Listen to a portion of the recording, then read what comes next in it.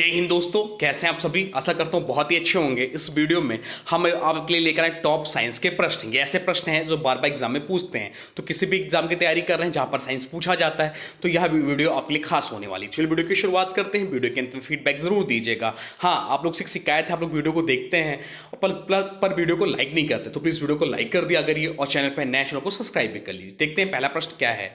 पहला प्रश्न आपसे पूछा है, परमाणु का कौन सा कण सबसे कम भार का होता है।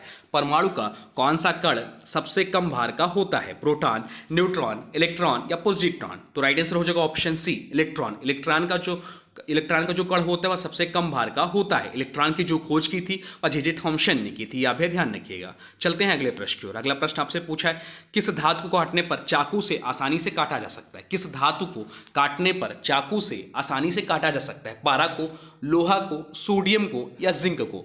तो राइट आंसर जो हो जाएगा वो जाएगा ऑप्शन सी, सोडियम को आसानी से काटा जा सकता है चाकू से। चलते हैं अगले प्रश्न की ओर। अगला प्रश्न आपसे पूछा है, शरीर का तापमान नियंत्रित करने वाला भाग है। शरीर का तापमान नियंत्रित करने वाला भाग कौन सा है। मस्तिष्क है, थायराइड है, हाइपोथैलेमस है या मेरुरज्जु है। तो राइट आंसर हो जाएगा ऑप्शन सी, हाइपोथैलेमस जो है वह शरीर के तापमान को नियंत्रित करता है। चलते हैं अगले प्रश्न की ओर। अगला प्रश्न आपसे पूछा है, कोशिका का नियंत्रण केंद्र कहलाता है। कोशिका का नियंत्रण केंद्र कौन कहलाता है। माइक्रोकांडिया कहलाता है, नाभिक कहलाता है, सेंट्रियोल कहलाता है, ग्लाजी बॉडी कहलाता है। तो राइट आंसर जो हो जाएगा वो हो जाएगा ऑप्शन बी, नाभिक कहलाता है, कोशिका का नियंत्रण का केंद्र। चलते हैं अगले प्रश्न की ओर। अगला प्रश्न आपसे पूछा है, उष्मा का अच्छा चालक कौन है। उष्मा का अच्छा चालक कौन है। कांच है, लकड़ी है, कापर है या प्लास्टिक है। तो राइट आंसर जो हो जाएगा वो हो जाएगा ऑप्शन सी, कापर है उष्मा का अच्छा चालक। राइट आंसर हो जाएगा ऑप्शन सी। चलते हैं अगले प्रश्न की ओर। अगला प्रश्न आपसे पूछा है, ब्लैक होल शब्द का प्रयोग सर्वप्रथम किसने किया। ब्लैक होल शब्द का प्रयोग सर्वप्रथम किसने किया। आइंस्टीन ने किया, स्टीफन हॉकिंग ने किया, जॉन व्हीलर ने किया या न्यूटन ने किया। तो राइट आंसर आप लोग कमेंट बॉक्स में लिख दीजिए। अगर राइट आंसर आप लोग ऑप्शन सी को कर रहे थे तो आप लोग सही हैं। राइट आंसर हो जाएगा ऑप्शन सी, जॉन व्हीलर ने ब्लैक होल शब्द का प्रयोग सर्वप्रथम किया। चलते हैं अगले प्रश्न की ओर। अगला प्रश्न आपसे पूछा है, रासायनिक परिवर्तन में कौन सा विकल्प आता है।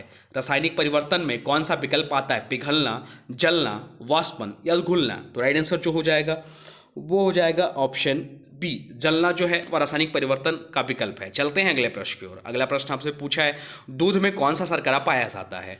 दूध में कौन सा शर्करा पाया जाता है। ग्लूकोज, सुक्रोज, लैक्टोज या फ्रैक्टोज। तो राइट आंसर जो हो जाएगा वो जाएगा ऑप्शन सी, लैक्टोज। लैक्टोज शर्करा जो है वह दूध में पाया जाता है। चलते हैं अगले क्वेश्चन की ओर। अगला क्वेश्चन आपसे पूछा है, सबसे छोटी हड्डी वाला अंग है। सबसे छोटा हड्डी वाला अंग कौन सा है। तो आपसे पूछ सकते हैं सबसे छोटी हड्डी है कौन सी। तो सबसे छोटी हड्डी जो है स्टेपीज है।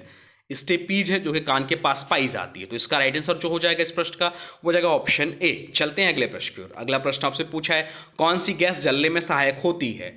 कौन सी गैस जलने में सहायक होती है। Nitrogen gas, oxygen gas, hydrogen gas या CO2 कार्बन डाइऑक्साइड गैस। तो राइट आंसर हो जाएगा ऑप्शन बी, ऑक्सीजन गैस जो है वह जलने में सहायक होती है। चलते हैं अगले प्रश्न की ओर। अगला प्रश्न आपसे पूछा है, मानव नेत्र की रेटिना पर किस प्रकार की छवि बनती है। मानव नेत्र की रेटिना पर किस प्रकार की छवि बनती है। आभासी सीधी, वास्तविक उल्टी, आभासी उल्टी या वास्तविक सीधी। तो राइट आंसर जो हो जाएगा वो हो जाएगा ऑप्शन बी, वास्तविक उल्टी बनती है। चलते हैं अगले प्रश्न की ओर। अगला प्रश्न आपसे पूछा है, वातावरण में सबसे अधिक मात्रा में कौन सी गैस होती है। वातावरण में सबसे अधिक मात्रा में कौन सी गैस होती है। ऑक्सीजन, नाइट्रोजन, कार्बन डाइऑक्साइड या हाइड्रोजन। तो राइट आंसर हो जाएगा ऑप्शन बी, नाइट्रोजन, जो वायुमंडल में 78% तक पाई जाती है।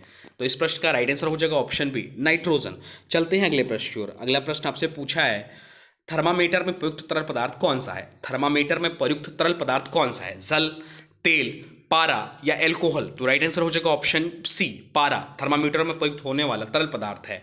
चलते हैं अगले प्रश्न की ओर। अगला प्रश्न आपसे पूछा है, कौन सा हार्मोन फाइट और फाइट प्रतिक्रिया के लिए उत्तरदायी है। थायरॉक्सिन, इंसुलिन, एड्रेनालिन या ग्लूकागन। तो राइट आंसर हो जाएगा ऑप्शन सी, एड्रेनालिन जो है फाइट और फाइट प्रतिक्रिया के लिए उत्तरदायी है यह हार्मोन। चलते हैं अगले प्रश्न की ओर। अगला प्रश्न आपसे पूछा है, परमाणु बम किस सिद्धांत पर कार्य करता है। परमाणु बम जो है वह किस सिद्धांत पर कार्य करता है। आणविक संलयन, परमाणु विखंडन, विद्युत चुंबकीय प्रेरण या फोटोकेमिकल अभिक्रिया। तो राइट आंसर हो जाएगा ऑप्शन बी, परमाणु विखंडन के सिद्धांत पर कार्य करता है परमाणु बम। चलते हैं अगले प्रश्न की ओर। अगला प्रश्न आपसे पूछा है, प्रकाश की किरणें जब जल से कांच में प्रवेश करती है तो उसकी गति में क्या परिवर्तन होता है? बढ़ती है, घटती है, सामान्य रहती है या शून्य हो जाती है? तो राइट आंसर जो हो जाएगा वो हो जाएगा ऑप्शन बी, घटती है। इंपॉर्टेंट मार्क कर लीजिए, प्रश्न पूछता है एग्जाम में। चलते हैं अगले क्वेश्चन की ओर। अगला क्वेश्चन आपसे पूछा है ऑक्सीजन गैस की खोज किसने की थी? ऑक्सीजन गैस की खोज किसने की थी? प्रिस्टली ने, डाल्टन ने, न्यूटन ने या बोयर ने? तो राइट आंसर हो जाएगा ऑप्शन ए, प्रिस्टली ने ऑक्सीजन गैस की खोज की थी। तो राइट आंसर हो जाएगा ऑप्शन ए, प्रिस्टली। चलते हैं अगले प्रश्न की ओर। अगला प्रश्न आपसे पूछा है रेडियो तरंगे किस प्रकार की तरंगे होती हैं? रेडियो तरंगे किस प्रकार की तरंगे होती हैं? यांत्रिक तरंगे, विद्युत चुंबकीय तरंगे, अनुदैर्घ्य तरंगे या पारदर्शी तरंगे? तो राइट आंसर हो जाएगा ऑप्शन बी, विद्युत चुंबकीय तरंगे होती हैं, रेडियो तरंगे। चलते हैं अगले प्रश्न की ओर। अगला प्रश्न आपसे पूछा है लेजर का पूरा नाम क्या है?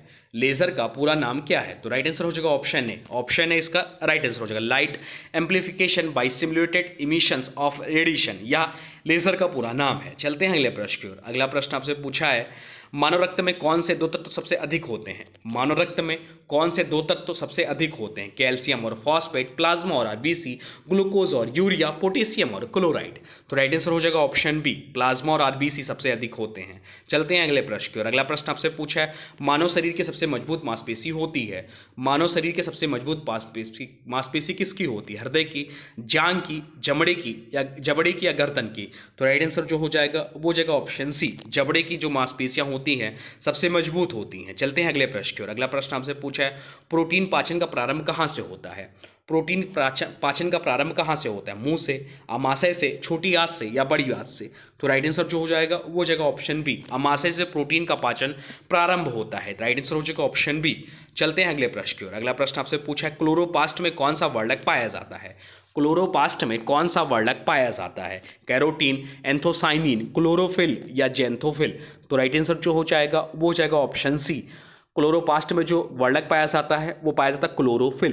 क्लोरोफिल के कारण पेड़ पौधे के पत्तियों का रंग जो होता है वह हरा होता है। चलते हैं अगले क्वेश्चन की ओर। अगला क्वेश्चन जो आपसे पूछा है मनुष्य में कुल कितने गुणसूत्र होते हैं? मनुष्य में कुल कितने गुणसूत्र होते हैं? क्रोमोसोम होते हैं। राइट आंसर है आपका ऑप्शन बी, 46 गुणसूत्र होते हैं मनुष्य में। आपसे पूछ सकता है कितने जोड़ी गुणसूत्र होते हैं? तो 23 जोड़ी गुणसूत्र होते हैं। चलते हैं अगले प्रश्न की ओर। अगला प्रश्न आपसे पूछा है किस रंग के प्रकाश तरंग की तरंग दैर्घ्य सबसे कम होती है? किस रंग की प्रकाश तरंग की तरंग दैर्घ्य सबसे कम होती है? लाल रंग की, नीला रंग की, बैगनी रंग की, हरा रंग की? तो राइट आंसर हो जाएगा ऑप्शन सी, बैगनी रंग की तरंग दैर्घ्य जो होती है सबसे कम होती है। चलते हैं अगले प्रश्न की ओर। अगला प्रश्न आपसे पूछा है कोशिका झिल्ली का मुख्य घटक क्या है? कोशिका झिल्ली का मुख्य घटक क्या है? कार्बोहाइड्रेट है, लिपिड और प्रोटीन है, ग्लूकोज है, न्यूक्लिक अम्ल है? तो राइट आंसर हो जाएगा ऑप्शन बी, लिपिड और प्रोटीन है कोशिका झिल्ली का मुख्य घटक। चलते हैं अगले प्रश्न की ओर। अगला प्रश्न आपसे पूछा है रेबीज का टीका किस वैज्ञानिक ने बनाया था? रेबीज का टीका किस वैज्ञानिक ने बनाया था? एडवर्ड जेनर ने, लुई पास्चर ने, रॉबर्ट गोच ने, अलेक्जेंडर फ्लेमिंग ने? तो राइट आंसर जो हो जाएगा वो जाएगा ऑप्शन बी, लुई पास्चर ने रेबीज के टीके की खोज की थी। चलते हैं अगले प्रश्न की ओर। अगला प्रश्न आपसे पूछा है विद्युत बल्ब में फिलामेंट किस धातु का होता है? विद्युत बल्ब में फिलामेंट जो होता है वह किस धातु का होता है? तांबा का, टंगस्टन का, लोहा का, निकल का? तो राइट आंसर जो हो जाएगा वो जाएगा ऑप्शन बी, टंगस्टन का होता है। चलते हैं अगले क्वेश्चन की ओर। अगला क्वेश्चन आपसे पूछा है पाचन क्रिया में एंजाइम एमाइलेज किसे पचाने में सहायक होता है? पाचन क्रिया में एंजाइम जो होता है एमाइलेज किसे पचाने में सहायक होता है? वसा को, प्रोटीन को, स्टार्च को या ग्लूकोज को? तो राइट आंसर हो जाएगा ऑप्शन सी, स्टार्च को पचाने में सहायक होता है। चलते हैं अगले प्रश्न की ओर। अगला प्रश्न आपसे पूछा है हृदय की धड़कन को नियंत्रित करने वाला भाग कौन सा है? हृदय की धड़कन को नियंत्रित करने वाला भाग कौन सा है? एबी नोड है, सेनोट्रियल नोड है, पेसमेकर सेल है या कोरोनरी धमनी है? तो राइट आंसर हो जाएगा ऑप्शन बी, सेनोट्रियल नोड जो है हृदय की धड़कन को नियंत्रित करने वाला भाग है। तो ये रहे टॉप 30 साइंस के प्रश्न। अब आज की वीडियो से प्रश्न है, इसका राइट आंसर आप लोग को बताना है। आज की वीडियो से प्रश्न है ऑक्सीजन गैस की खोज किसने की थी? ऑक्सीजन गैस की खोज किसने की थी? इसका जो भी राइट आंसर होगा सॉरी इसका जो भी राइट आंसर होगा कमेंट बॉक्स में जरूर बताइए। साथ साथ वीडियो कैसा लगा इसके बारे में जरूर बताइए। कोई सुझाव हो तो आप भी कमेंट बॉक्स में लिख दीजिए। हाँ, और अभी तक आपने वीडियो को लाइक नहीं किया है तो प्लीज़ वीडियो को लाइक कर दीजिए और चैनल पे नए चैनल को सब्सक्राइब भी कर लीजिए। चलिए मिलते हैं एक नए वीडियो में, तब तक के लिए thanks for watching railway exam target. For more update please subscribe railway exam target channel को।